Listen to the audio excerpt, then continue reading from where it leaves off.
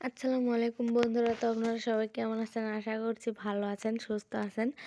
তো আজকে আবারও আরেকটা নতুন রেসিপি নিয়ে এলাম। আজকের রেসিপিটা হলো চিংড়ি মাছের শুটকি আর শাক।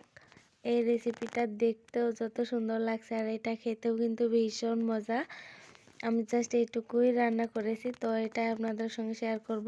তো আমি রান্নাটা করার জন্য প্রথমে রসুন একটু থেতো করে নিয়ে ভেজে নিয়েছি ভালো করে। তারপর এখানে দিয়ে দিয়েছি পেঁয়াজ কুচি। এখানে আমি দুটো পেঁয়াজ নিয়েছি। পেঁয়াজগুলো একটু হালকাভাবে ভেজে নিলাম।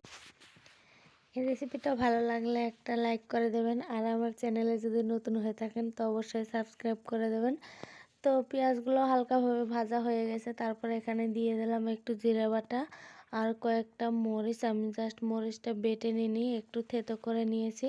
তারপর এখানে দিয়ে দিলাম একটু হলুদ গুঁড়ো আর একটু দিয়ে দিলাম এখানে লবণ, জাস্ট একটু একটু, কারণ আমার রান্নাটা বেশি না, জাস্ট অল্প একটু রান্না করেছি আমি এখানে। তারপর এখানে একটু জল দিয়ে দিলাম। জলটা দিয়ে এখন এটাকে আমি কষিয়ে নেব ভালো করে। তো এই তো দেখতে পাচ্ছেন আমার কষানোটা প্রায় হয়ে গেছে।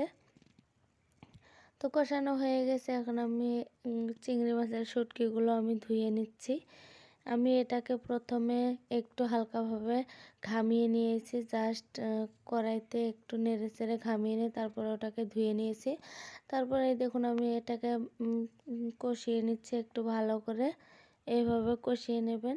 তারপর কষানো হয়ে গেছে, এখন একটু জল দিয়ে দিলাম।